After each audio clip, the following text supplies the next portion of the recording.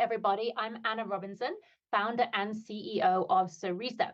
Along with our friends at EduLab Capital, we have spent the last few years really thinking about how to bring truly world-class leadership development, training, mentoring, coaching to many more people in a very equitable, accessible, and affordable way.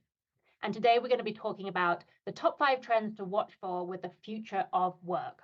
Okay, the first trend is probably not a big surprise, hybrid and remote work.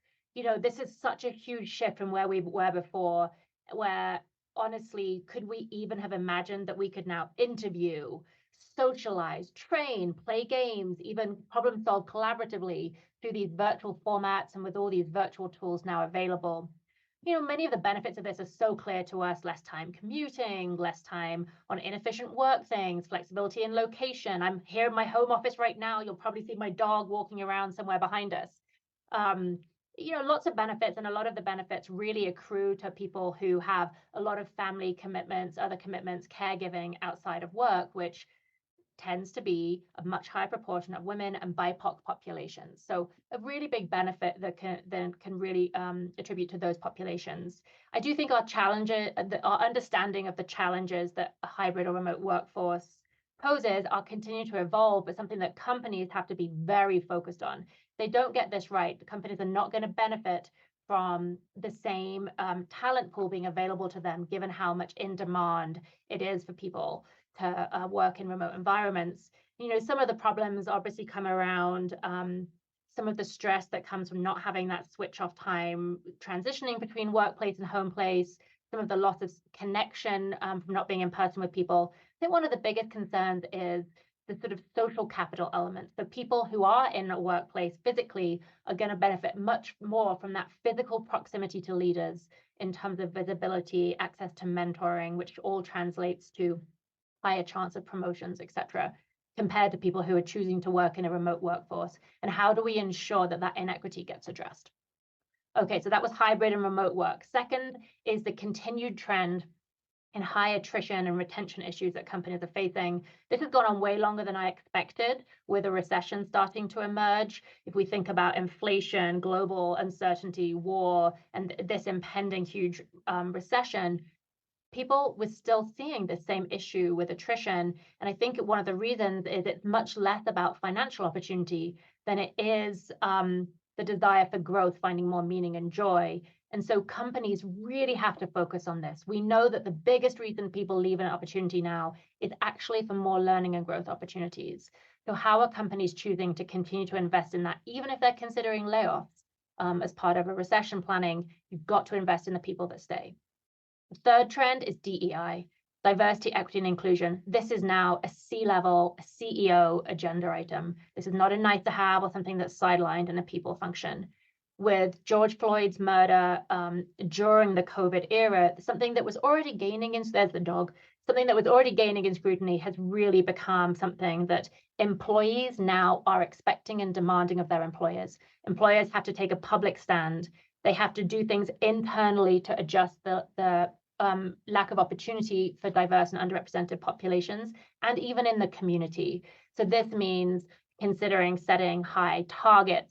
Companies such as Nordstrom and Starbucks have done this. I think having to be really honest about where both CEOs as the individual leaders and the company has shortfalling, so they can really address the opportunity head on, and frankly ensure that the managers, the supervisors, the people who are touching the day-to-day lives of your employees are truly great leaders, great managers. They understand what it means to create an inclusive work environment and how to ensure that they are mentoring and giving equal opportunities to everybody on their teams.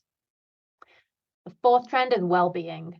I think one of the silver linings coming out of COVID is that well-being, both the mental health revolution and the broader sense of physical well-being, this is now squarely in the domain of what employers should be caring about. We saw huge stress and anxiety coming out of what is now clinically being defined as a shared trauma under COVID. And employers were expected to set policies in a completely unprecedented way to take care of their employees' well-being, whether that was when to come back to the office, vaccination policies, a very different way of interacting with their workforce. And that trend we're just seeing continuing both younger generations expecting to want to work at companies that take care for the whole person, but also the kind of benefits that companies are now expected to provide. The final shift, the fifth trend that we see, is what I like to call OK Boomer. It's really the generational shift that we see happening. That we've had a lot of anecdotal talk about how younger generations aren't as committed, they're more flaky. But honestly, if we look at the hard data, two major things emerge, particularly for Gen Z. And by the way, Gen Z is going to be 30% of your workforce by the end of this decade. So this is an important thing to get ahead of. The two things are, first, workplace demands, and second, the way they consume media, which has huge implications for learning. So let's think about workplace demands.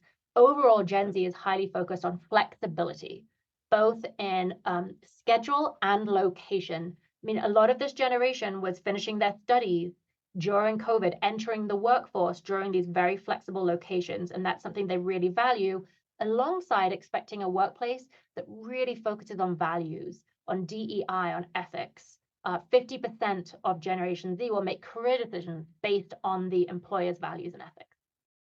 Okay, so the second aspect of media consumption.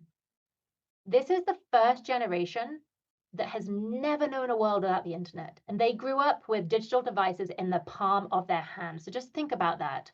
They spend 10 hours a week on average on TikTok, 7 hours on YouTube, 3 hours on Netflix. I can keep going. TikTok is the number one use that they spend their time on, and Snapchat is the number one social media site. So this bite-sized type consumption, the shorter attention span, is a very big deal.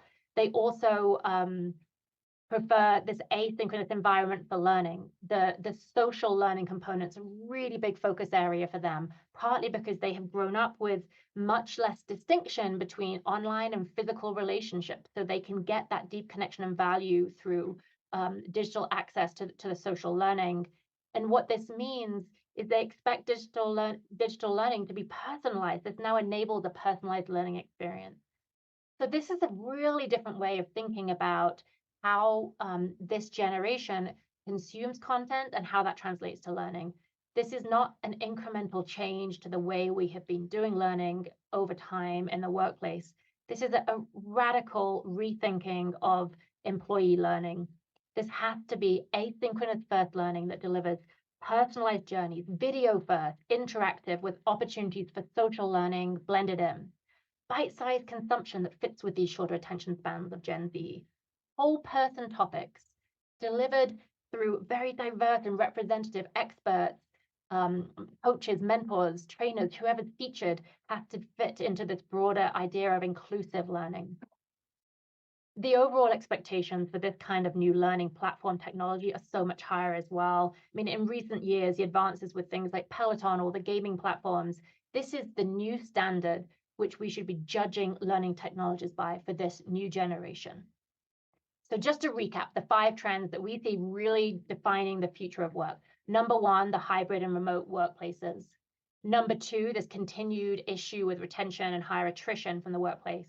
Number 3, DEI being a C-level item, an agenda item. Number 4, the focus of well-being now being where the employer is expected to operate and help the employee. And finally, this huge generational shift with this OK Boomer perspective, the Gen Z generation coming into being such a big part of the workplace. Thank you.